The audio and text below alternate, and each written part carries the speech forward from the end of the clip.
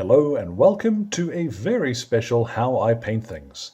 Now we are going back to the zone. There's no great secret that these guys have a certain stalkerish look about them.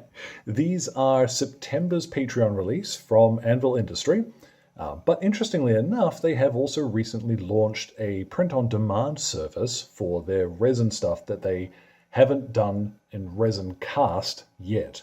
So if you don't have a printer, watch that space. There'll be a link in the description.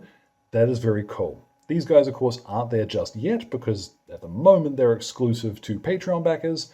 I've printed these and they're brilliant.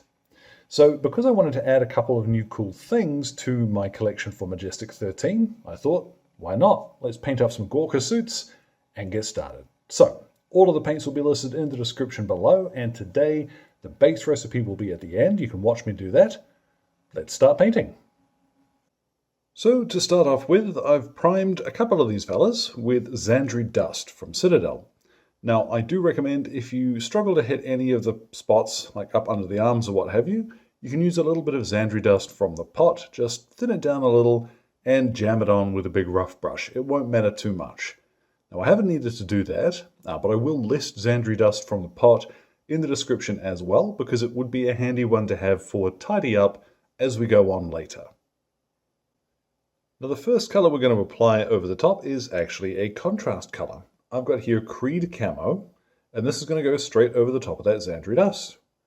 The Gorka pattern on these suits is layers of canvas and material. It's actually tent material in some cases, which is layered over for extra protection in areas that are likely to need it.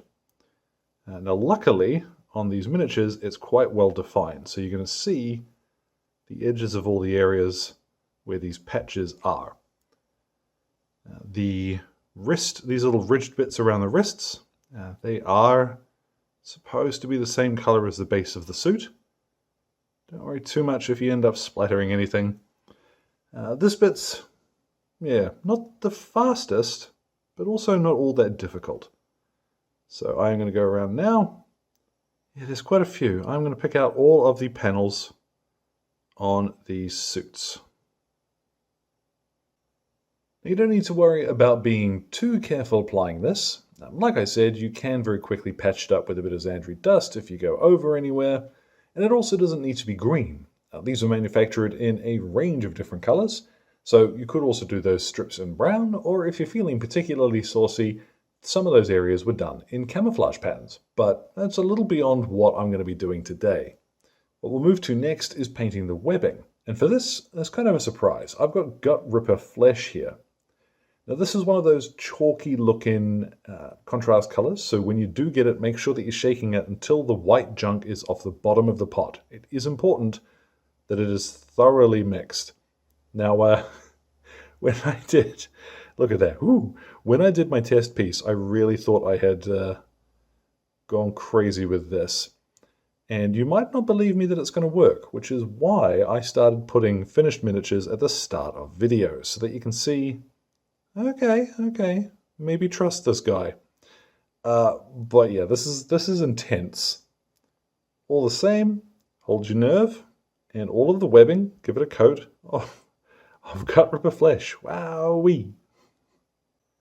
Now that does not dry anything like as bright as it looks going on. It's still pretty intense, but remember we are going to shade this, so don't worry. What I've got now is Black Templar, and I'm going to paint in both the hands with this, because I like the idea of them wearing gloves, and I'm also going to use this to paint in the knee pads and the backing on those. Now if you want to be a little more fussy about it, once you've done the knee pads, you could paint the actual hard bits. Paint those with a traditional black paint or something, but I think by the time we've finished weathering and doing all the last touches on these, it's not really going to matter all that much. So just black over the whole thing and call it done. And then the last of the contrast colors I'm going to apply, I have Snakebite leather, and I'm going to pop this on the boots.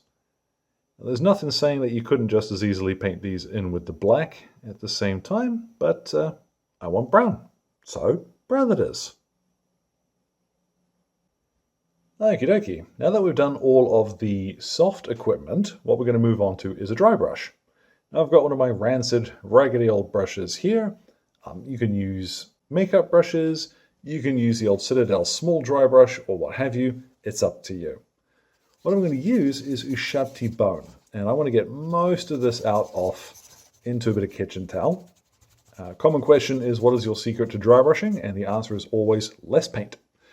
Once you've got about as much as you want, very lightly tickle the edge of your base. You see I'm leaving practically nothing behind, and that's going to be important because I am going to dry brush everything. Now in some areas, I might even have not enough paint on my brush there, goodness. In some areas you are going to want to come back and go over it a couple of times, but in some, go light, like particularly on the knee pads. Just slow down a bit, and I am barely touching it with the brush. Once you're satisfied though with what you've got, we'll be ready for the next stages. Now particularly on the webbing and the darker green, that's going to work quite well to add a little bit of visual interest. It won't stand out too much on the actual beige parts of the suit, and that's kind of intentional. Once we've shaded this, if you do want to highlight that, you can go back to the Ushabti bone and just paint in some sharper lines where you want them. And that's why I've used Ushabti bone rather than something like Tyrant Skull. You can use Tyrant Skull quite happily, of course. Now, very quickly before painting the face on the other soldier, what I've got is Deathcore Drab, and I'm going to apply a couple of coats of this over this helmet. Now for any areas of exposed skin, instead I'm going to use tanned flesh from the Army Painter. Now, I mention quite regularly that I like using this one rather than Bugman's Glow, just because it's a little lighter and a little more red. You see, it's got a touch more warmth to it, which is important, owing mostly to, well, how I paint things. And then for her hair, I'm going to use Dryad bark. There's not a correct color for hair, of course, but I like a nice dark brown. Now for any metallic details, I'm going to lay down first of all a base coat of Iron Warriors, which is a super dark base coat.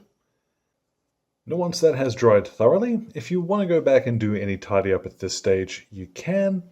I don't really think it's going to be necessary for this particular method because I really just want miniatures on the table. They don't need to be perfect. What I'm going to shade them with is a mix. This is half and half Agrax Earthshade and Lahmian Medium. Makes it flow a lot more like the old stuff did. Also, as well, it means I don't have to come back and lighten anything up. We'll start from the back for a little bit more that you can see. We are just going to bucket this right over the entire miniature. Make sure that you are getting it into the recesses, like particularly on her webbing. But yeah, everything in Agrax Earthshade, away we go. The one part where I'm going to be a little more careful is on her face. Once I've sort of blopped it on like this, I'm going to guide some of it away with my brush so it's not quite so heavy in the recesses. But otherwise, go nuts. And then after about half an hour's drying time, you'll have something that looks like this. And suddenly that webbing looks a whole lot more reasonable as well. It's a really quick way of getting models on the table. Even over contrast, I tend to find that a thinned down shade will help those quite a lot, particularly these panels on the arms and legs. Now I am going to cheat somewhat here because I'm going to paint in her face. Now, one of the best bits of advice I've ever gotten when it comes to painting, especially quickly like this, is to pick one thing that you can do really well and that you enjoy doing, and leave the rest as set dressing.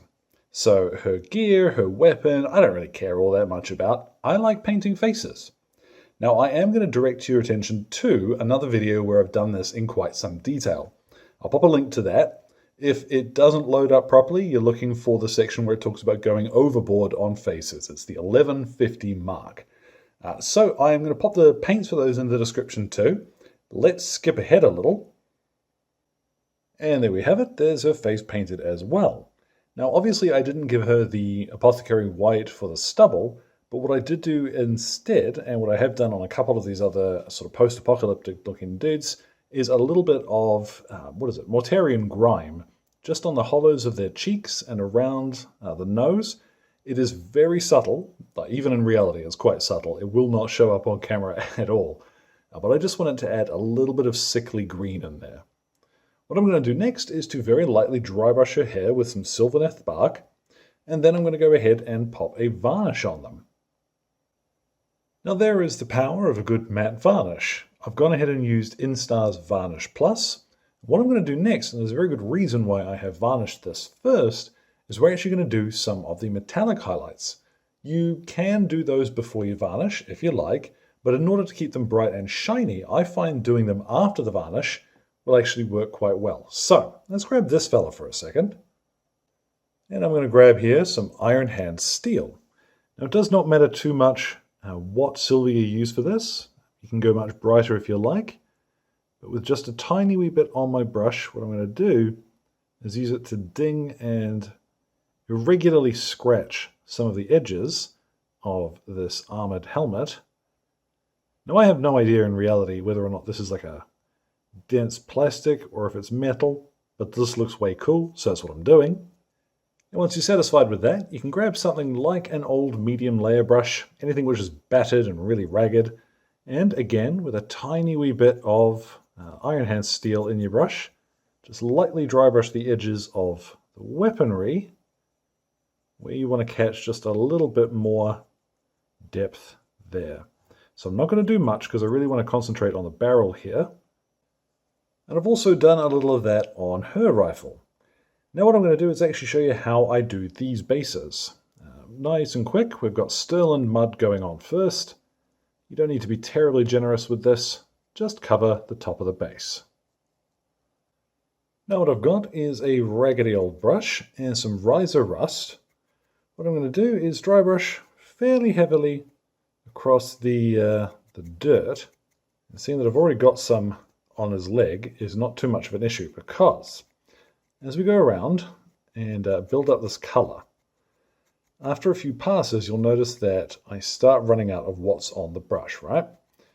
So when it reaches the point that I'm not leaving very much behind, lightly start brushing up the legs. You don't want to do it until they're completely orange, but with a mixture of just jabbing little stippling motions and some dry brushing, you can add this first color to his legs as well. Just the same as on the other miniature as well. Now I've got another dry brush, something nice and soft, and I have Eldar Flesh as my next color. Same thing applies again here. We're going to go over most of the base. And then when I'm leaving very little behind, or I can even get rid of some, just start dabbing up the legs. Now there doesn't have to be a particular pattern to this. It doesn't need to look the same on each miniature, because remember, we're talking about dirt and grime, so it can be quite random. Once I'm finished with this, what I'm going to do is add a couple of tufts and paint the base rims. So let's go look at what these look like once they are all finished. And so there at last, our wasteland scavengers are complete. And I really hope this goes to show that there is an easy way of getting stuff on the table and still having it look pretty cool. Faces and bases is, I think Peachy will quite commonly say that one. It's an old saying and I love it because it's absolutely true. So make sure you check out the links in the description today because there are quite a few. Thank you as always to Exit 23 Games for the light and sound equipment and all of my wonderful patrons who are keeping me ticking in paints and glue, including my gorgeous producers who are showing up on screen now. Thank you so much for your support. Now, any questions or anything, feel free to drop them in the old comment box below. My Twitter and Instagram are both linked there too. So, thank you very much for your time, one and all, and you all enjoy the rest of your day.